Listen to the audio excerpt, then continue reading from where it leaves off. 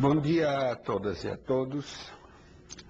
A rede de tecnologias sociais se firmou nestes anos como uma parceira importante na elaboração e na implementação de estratégias de desenvolvimento socialmente includente e ambientalmente sustentável, voltadas, sobretudo, àqueles que estão na parte mais baixa da pirâmide social.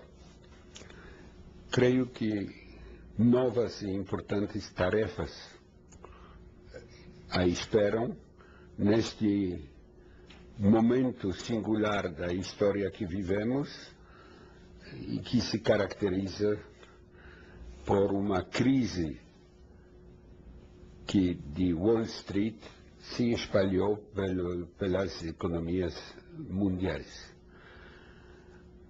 Não deixo a oportunidade para dizer que há um aspecto positivo nessa crise e que é o mito de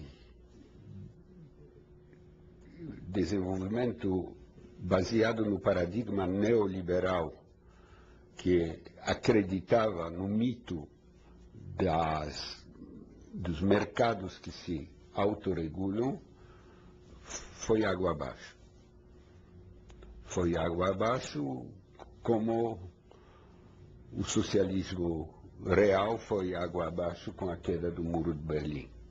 Em certo sentido, estamos sentados em cima de paradigmas falidos e, portanto, condenados a inventar novos paradigmas. Estamos, mais uma vez, confrontados com um desafio fundamental: responder à questão qual Estado para qual desenvolvimento. Precisamos de um Estado enxuto, porém proativo. Proativo na economia, proativo no social e consciente dos perigos que nos ameaçam caso não saibamos nos conduzir de uma maneira menos predatória com relação à natureza. Para avançar no sentido de propor soluções que aproveitam os recursos naturais existentes em cada lugar para produzir o que é necessário para satisfazer as necessidades básicas das populações locais, precisamos de um feixe de políticas públicas convergentes e que se complementam. Acesso à terra, acesso à capacitação, acesso à assistência técnica permanente, créditos preferenciais, acesso organizado ao mercado, a começar pelos mercados institucionais, e acesso às tecnologias apropriadas para o caso. Que tecnologias? Tecnologias que obedecem à equação seguinte: elas devem ser sempre, em todos os lugares, em todas as circunstâncias, intensivas em conhecimentos. É do conhecimento que surge o progresso. Mas elas devem ser, ao mesmo tempo, intensivas em mão de obra. Não podemos nos dar o luxo de só avançar através de tecnologias de alta produtividade, de alto conteúdo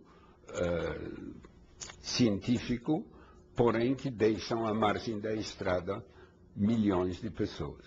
Portanto, tecnologias intensivas em conhecimentos, tecnologias intensivas em mão de obra, mas tecnologias poupadoras dos recursos potencialmente escassos, dos solos agricultáveis, da água, que cada vez mais aparece como um gargalo, e, evidentemente, os recursos financeiros.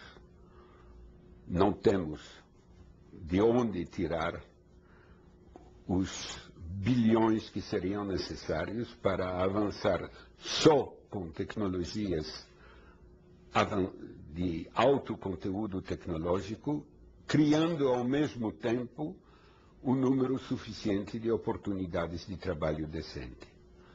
Neste começo do século XXI, estamos enfrentando dois grandes desafios.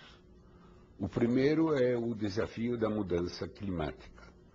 Se não nos comportarmos melhor, se não conseguiremos reduzir drasticamente a emissão dos gases de efeito estufa, corremos o risco de provocar mudanças climáticas deletérias e, em boa parte, irreversíveis. Porém, o segundo desafio do século é social. E estamos vivendo numa economia mundial que se caracteriza por um déficit crônico e importante de oportunidades de trabalho decente. Quando eu falo trabalho decente, eu utilizo a definição da Organização Internacional do Trabalho. É decente um trabalho razoavelmente remunerado nas condições de cada economia, realizado em condições que não atentam contra a saúde do trabalhador e dando lugar a relações de trabalho que não ferem a sua dignidade. Precisamos de aumentar as oportunidades de trabalho decente e não nos contentar simplesmente com estratégias de mera sobrevivência. Bem, como fazer com que a luta estrutural contra a pobreza se combine com as medidas de caráter ambiental? Como fazer com que as soluções propostas sejam simultaneamente soluções dos dois problemas? Este é o problema de hoje. E é neste contexto que devemos inscrever a busca de tecnologias apropriadas que respondem à equação que eu já descrevi. Essas tecnologias têm que ter ainda alguns atributos. Elas não podem descer abaixo de um certo nível de produtividade para assegurar aquela remuneração digna. Elas têm que ser fáceis na sua aplicação. Elas devem, na medida do possível, ser compatíveis com a escala pequena de produção, porque o nosso público-alvo são os agricultores familiares, são micro empreendimentos, pequenas empresas, economia local, produção para uso doméstico,